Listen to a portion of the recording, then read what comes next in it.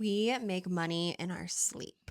Manifesting abundance isn't some woo woo concept, it's actually your birthright. And when you truly trust your intuition and you know and believe that the universe always has your back, that's honestly when magic happens.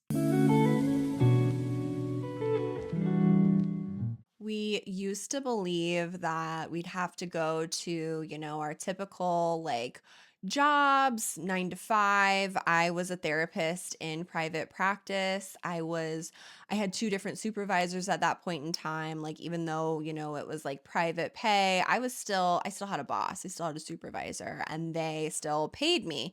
And so I used to be under the impression that basically you go to work and you make money. You go to work and you get a paycheck. You work this and you do, it's like very Mhm. much this formula that we're taught even as children. Think about it. You go to school, you do your homework, you take a test, whatever, you turn it in, and what do you receive? You receive a grade. You're Mhm. graded on it. Like, it's very much that transactional program that's instilled in us as kids. And so this definitely affected my relationship with money. So I just thought, okay, this is how the world works. I do this, I get this. But actually getting out into the world and getting out of those jobs, I realized, oh, that's not really how things have to go. Things Mhm. certainly can go that way. I think a lot of the world works like that, but it doesn't have to be like that. The backbone of all of this truly is number one, trusting yourself and your intuition, and then trusting that the universe is going to have your back no matter what decision you make, whether that's to leave your job or pursue a different career, which is what I did. So I left my job and I had been in the military for like under a decade. So I had like this security blanket, this major security blanket over me for years. And I had that consistent paycheck. I knew what I was making, I knew what I was bringing in. I transitioned to the civilian world and had the same thing, kind of got in that same cycle until I was like, wait, there has to be more to life than this.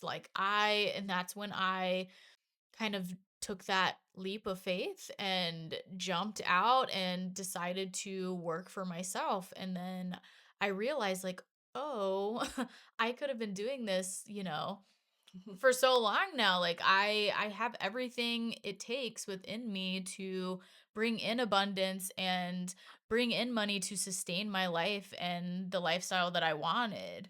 Okay, so I had a slightly different path than Jesse's. And by the way, my name is B. And I'm Jesse. Like this video. If you're liking it so far, hit that subscribe button. It really helps out our channel. So like I was saying, I worked at a, private practice for a boss, and then I went into my own private practice. So I did the entrepreneur thing. I was working for myself. And ultimately, after a couple of years, that didn't really feel aligned either. But I had it in my head, like, oh my gosh, if I don't work, I'm not going to make any money. And if I don't see clients, I'm not going to get this paycheck, even if it's coming from, me, from my clients. So I did something so crazy. I trusted that the universe would always provide for me. I looked around. I knew that I had support because we always have support. Even if you can't see it in your 3D reality, you have support, whether it's known or unknown. We all do, whether you like to hear that or not, we all do. And so I trusted my intuition was saying, this isn't right. Being in this private practice that you thought you wanted since you were in high school, this isn't the way actually. And so I trusted my intuition, trusted that abundance was my natural birthright. And so I let all my clients go. I was not making some sort of formal, I guess, income.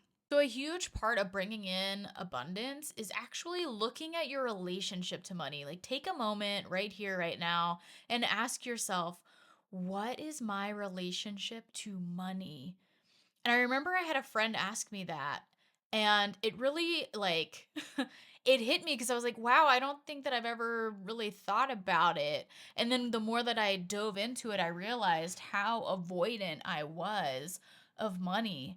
And that's where I had to go. That's where I had to start looking at it. And that was kind of like a fear for me, like a subconscious fear I wasn't really aware of. But that is where you have to start. And I know B had, a similar experience. Yeah, so I like in this time, like I was letting go of my clients. I was not receiving a formal income and I just trusted the whole time. And then in that trust, the universe like gave me little like nudges. And Mhm. so there was a big nudge to rewire my relationship to money. And so I started taking this like course, and the leader of this course, she asked us to think about money as if it were a friend. And so if you're always saying to your friend, "Oh my gosh, you're never here. As soon as you come, you leave." Think about it. As soon as I get paid, does money leave? And I'm pissed off that money comes in and then it goes out right after. If you were talking to a friend this way, they probably wouldn't want to hang out with you. And so to see money is energy, money is a tool. Money is actually a translucent energy. It's neither good nor bad. That's debatable, but think about it that way. And Mhm. in you thinking about it that way and rewiring your relationship to it, everything can change. And that's exactly what I was working on in this time. So luckily I had like not luckily, but like I don't think it's luck. It's just, what was happening. It's what can happen for all of us is I was in that interim period of like, okay, I'm not like making money, but I'm, fully supported and I'm not going without. And so I can like take this time to rewire my relationship to money. And I started like looking at my bank account, and no matter if it was what I thought was, good or what I thought was low or whatever, I was grateful.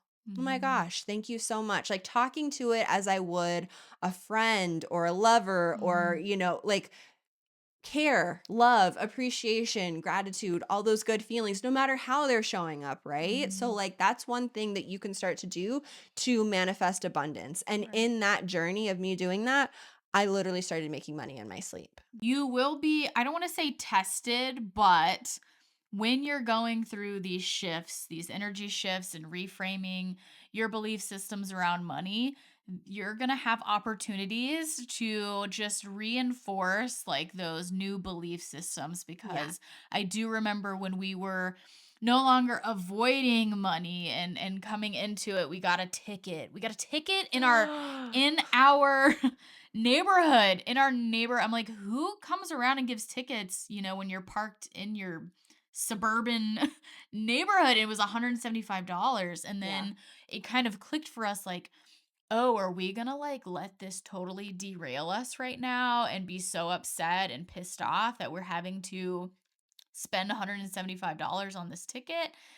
And we had to come down from that and realize like, okay, this is an opportunity to like truly shift into these new belief systems and like be grateful that we have that money to pay the ticket, and Mhm. paying it and releasing it. Like that was a huge shift for us as well, is Yeah. like letting go of the money with Mhm. gratitude for it, not anger or resentment or fear of it not coming Oh back. my gosh. I'm so glad that you said that because that's a huge thing. Like when you're spending money, when you're investing, I used to like when I would make a purchase, especially if Mhm. it was like maybe even more than $100, it was like this energetically, Mhm. like I'm giving the money away, but I'm holding on, tight grip, and Mhm. I'm feeling like really icky about it because I'm like, oh no, I don't want to spend this money.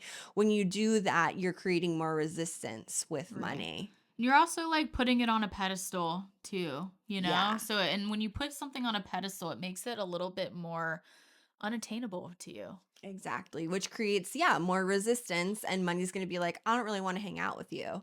So basically, it's all about too like expanding your capacity to like hold whatever it is. Like if you want to be a millionaire, Mhm. like me, like us, Mhm. we're learning that you've got to hold a lot. Mhm. Like, I used to get so up in arms, like about something like a ticket or like a little like an unexpected charge. Like let's say, Mhm. you know, maybe our something happened with our car and we had to like pay, you know, $1,000 or whatever to get it fixed because fixing cars, you know, it's not cheap. Mhm. And so if that like gets you up in arms and you're like, "Oh my gosh, I don't know how I'm going to pay for this." And you know, you're really getting heated over it. You don't have the capacity to hold what a millionaire, you know, in her life, what she's gonna hold. Think of it, the more money, it's not more problems, but the more you have to hold with Mhm. your emotions. Like it's all connected. It's so wild. But I'm noticing the more that I can like stay calm about certain things and I can just hold it. And even if like some fear comes up or whatever, I'm just like, it's okay. I've got this. Like Mhm. I've got this. I've got this. I've got this. Things like work out in crazy ways and you rewire your relationship to money where it's like, yeah, I want to come in. I want to hang out with you. Like, yes, yes, yes. Let us know in the comments below, like, what are you shifting? What beliefs around money are you shifting right now? And what are you trying to like call in for yourself? We'd love to hear. And also, like and subscribe if you're vibing with this video. If you want to see more videos just like this, let us know in the comments as well. As always, take what you need, leave the rest, and go love yourself.